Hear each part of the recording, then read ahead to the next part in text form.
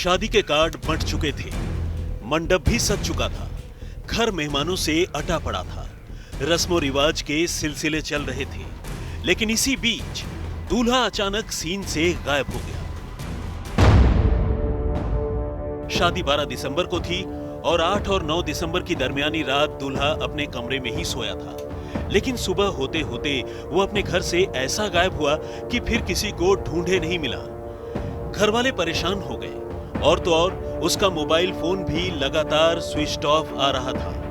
ऐसे में परेशान हाल घर वालों ने पहले नाते रिश्तेदारों में पूछताछ की, पता करने की कोशिश की कि कहीं नंदन उनके पास तो नहीं है या फिर उन्हें नंदन की कोई खबर तो नहीं है। लेकिन जब सारी कोशिशें बेकार गईं, तो घर वाले पुलिस के पास पहुंचे और शादी के ऐन पहले दूल्हे के गायब होने की रिपोर्ट लिखवा दी। मामला बेहद पेचीदा था, लेकिन पुलिस ने भी शुरुआत में इसे शादी से पैदा हुए विवाद के तौर पर ही लिया और घर वालों को ये कहकर थाने से रवाना कर दिया कि शायद दूल्हा अपनी मर्जी से कहीं चला गया होगा। और इस तरह 4 दिन दूल्हे की तलाश में ही निकल गए। मगर इसके बाद जो खबर सामने आई, उसने लोगों के पैरों तले जमीन खिसका दी।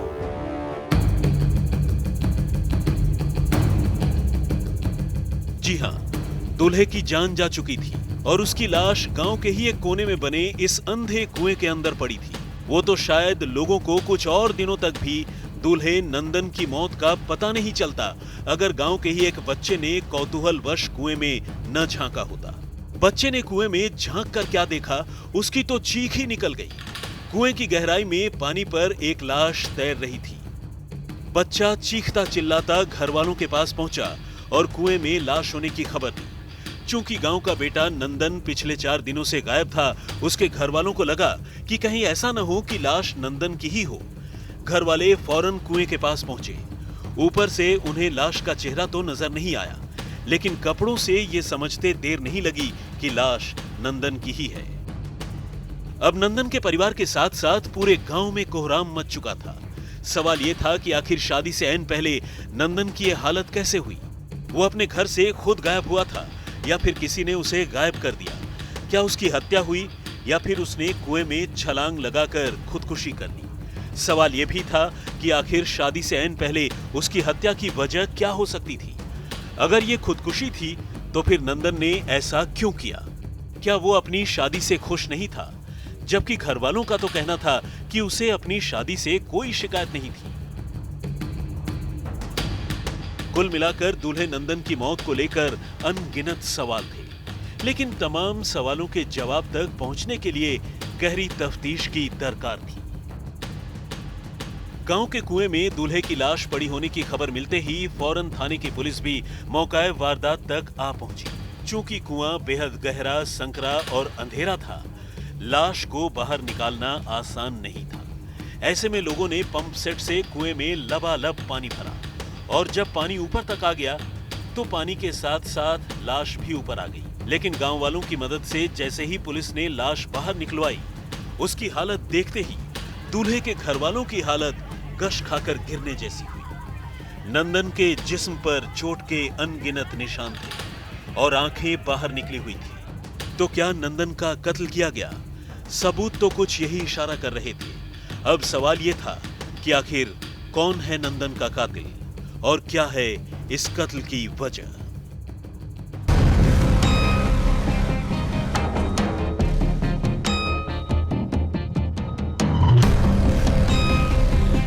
नंदन के जिस्म पर बने चोट के निशान और बाहर निकली हुई आंखें इस बात की तरफ इशारा कर रहे थे कि उसका कत्ल किया गया है।